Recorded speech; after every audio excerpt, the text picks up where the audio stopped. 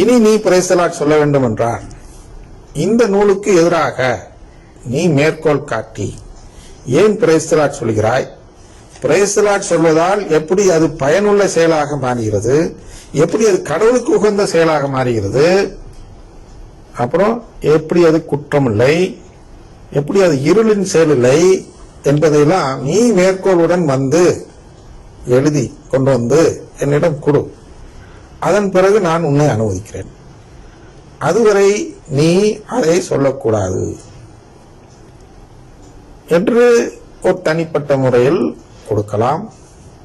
அல்லது அறிக்கையாக வெளியிட்டு சொல்லக்கூடியவர்கள் வந்து இலவசமாக இந்த கையேட்டை பெற்றுக்கொண்டு அதற்கு எதிர் சொல்லும் வரை நம் திருச்சபையில் பிரைஸ் தி லார்டும் பயன்படுத்தக்கூடாது, அந்நிய சபைகளின் பாடல்களான அந்த பெர்க்மான்ஸ் பாடல்களையும் பயன்படுத்தக்கூடாது.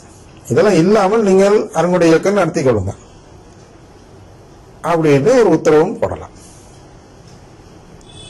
இது போன்று செய்தால் ஏன் இதை செய்ய சொல்கிறேன் என்றால் கமாலியல் தத்துவம் தான். உண்மையிலேயே அது தூயாவியாக இருந்தால் தூயாவியானவருக்கு இது ரெண்டும் தேவையில்லை. தூயாவி தன்னுடைய இயக்கத்தை வளர்க்க வேண்டும் என்றால் பிரைஸ் தி லார்ட் சொல்லிதான் வளர்க்க வேண்டும் என்று தேவையில்லை. ஆவே மரியா சொன்னால் கூட தூயாவி இறங்க வேண்டும். அப்படித்தான் எலிசபெத் அம்மாள் மீது இறங்கியது, அன்னை மரியாள் மீது அப்படித்தான் இறங்கியது. கபிரியேல் வானதூதர் சொன்ன ஆவே மரியாள் தான் அன்னை மரியாள் மீது தூயாவியை இறக்கத்துக்கு உதவியாக இருந்தது. அதான் உண்மையான தூயாவியை இறக்கும் வாழ்த்துறை. அதை பார்த்துட்டோம்ல, திருச்சபை வாழ்த்தும் போது தூயாவி இறங்குவார். ஆனால் கபிரியேல் வானதூதர் வாழ்த்தியது திருச்சபையின் தாய், திருச்சபையின் சின்னம், ஐகான் ஆஃப் தி சர்ச் வாழ்த்தியதும் அங்கே தூயாவி இறக்கப்பட்டு கருவுருவானார் இயேசு ஆண்டவர் என்று நாம் பார்க்கிறோம். எனவே அறுவடை இயக்கம் வளர்க்க ஒரு வாழ்த்துறை தேவை என்றால் அது மரியே வாழ்க என்ற வாழ்த்துறை தான் இருக்க வேண்டுமே தவிர பிரைஸ் தி லார்ட் என்று இருக்கக்கூடாது. ஏன்னா தூய ஆவியானவர் திருச்சபை வளர்க்க தான் இறங்க வேண்டும். அப்ப பிரைஸ் தி லார்ட் வாழ்த்துறை இல்லாமல் அந்த பாட்டு, அவர் எந்த பாட்டுக்கு வேணாலும் இறங்குவார் இல்லையா. வருக தூயாவின்னு ஒரு பாட்டு இருக்கு, அப்புறம் எல்லா வரமும்னு ஒரு பாட்டு இருக்கிறது, அப்புறம் அதுக்கப்புறம் திண்டிவனத்தில் ஒரு தூயாவி பாட்டு வெளி பின் அட்டையில் போட்டு திருப்பலி சடங்குகளில் பாட வேண்டியதுன்னு போட்டு பின்னட்டை போட்டு தூயாவி பாட்டு போட்டிருக்காங்க. இதெல்லாம் பாடி இறங்காத தூயாவி பெந்தோஸ்து பாட்டில் தான் இறங்க வேண்டும் என்று இருந்தால் அது தூயாவியே இல்லை. ஆனால் அறுவடை இயக்கம் என்பது உண்மையிலே தூயாவின் இயக்கமாக இருக்குமே ஆனால் அவர் எந்த பாடலுக்கும் இறங்குவார்.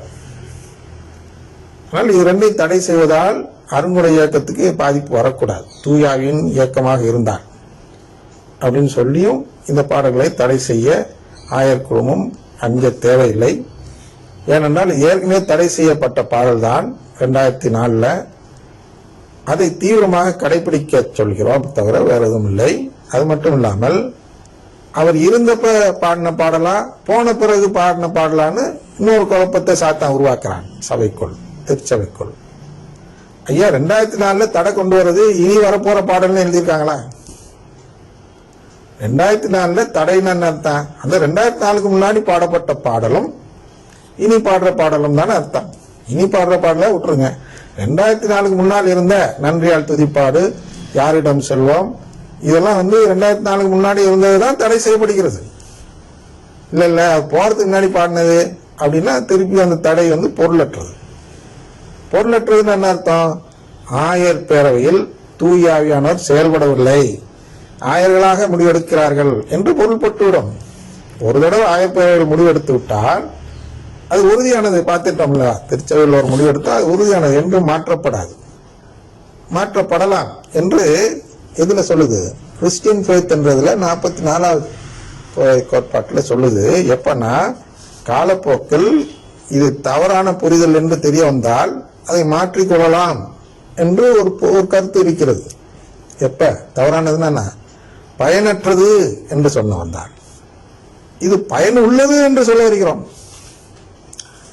எது இந்த தடை 2004 கொண்டு வந்த தடை என்பது எதுக்கு பயனுள்ளது? கடல் குடும்பத்தில் சேர பயனுள்ளது. ஏன்னா இவர்கள் கடல் குடும்பத்தை நம்பாதவர்கள் எழுதிய பாட்டு. அப்ப அது எப்படி பயனற்றதெல்லாம் இவ்வளவு நேரம் பார்த்திருந்தாலும் பிரேசலாட் சொன்னதெல்லாம் அதுக்கும் பொருந்தும். அப்ப பயனுள்ளதை தடை செய்து இருக்கும்போது அதை மீண்டும் ஆராய தேவையில்லை. 2004 முன்பாக பாடப்பட்டதும் தடை அன்று, அதுக்கப்புறம் யாராவது பாடுவார் என்று அன்னைக்கு தெரியாது, அதுவும் தடை செய்ய முடியும். அதாவது ஃபியூச்சர் பிரீஸ்ட் நீங்க சொல்றது மாதிரி அன்னைக்கு அறுவடை இயக்கம் வரும்னு தெரியாது, எதுல 2ஆம் வத்திக்கான் சங்கத்துல தெரியாது.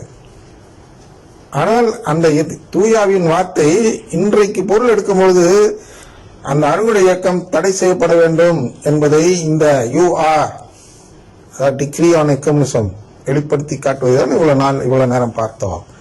ஆனால் எந்த ஒரு ஐயப்பாடும் இல்லாமல் தெளிவாக நம்புவோம், அறுவடை இயக்கத்தில் இருப்பது தூயாவியே அல்ல.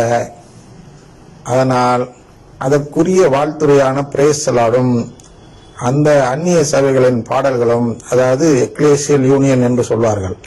அப்ப அதாவது திருச்சபையோடு ஒன்றித்த நிலையில் இல்லாமல் யாரெல்லாம் பாடல் எழுதியிருக்கிறார்களோ அவர்கள் பாடல் ஒரு பெர்க்மான்சன் இல்லை, பெர்க்மான்ஸ் அதில் ஒருவர் யூனியன் விட்டு வெளியே போய்விட்டார், எக்லேசியல் யூனியன் விட்டு வெளியேறிய நிலையில் இருப்பதால் அவர் பாடலும் எடுக்க வேண்டாம்.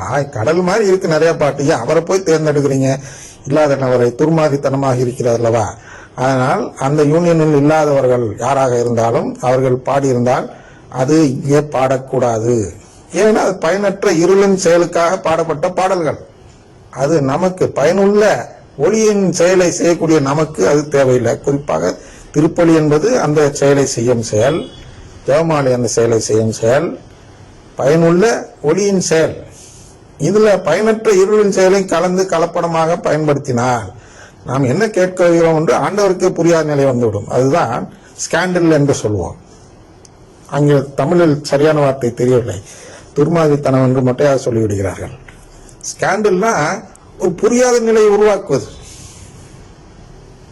அது அங்கு நடக்கிறது. பயனற்ற இருளின் செயலையும் செய்கிறீர்கள், பயனுள்ள ஒளியின் செயலையும் செய்கிறீர்கள் ஒரு திருப்பலியில. ஆனால் வேண்டாம், நம்ம தெளிவாய்க்குவோம், அந்த பாட்டினால் எவ்வளவு பலன் வந்தாலும் பரவாயில்ல, வேண்டாம், நம்ம பயனுள்ள ஒளியின் செயல் மட்டும் செய்பவர்கள் என்ற அடையாளத்தை காட்டிக்கொள்வோம் என்று யார் முடிவெடுக்க வேண்டும்? சமய உண்மையை போதிக்கும் அதிகாரம் பெற்ற முதல் படிநிலையில் இருக்கக்கூடிய ஆயர்கள் முடிவெடுக்க வேண்டும் என்று கொண்டு முடிக்கிறேன். தந்தை மகன் தூயாவின் பெயராலே ஆமன்.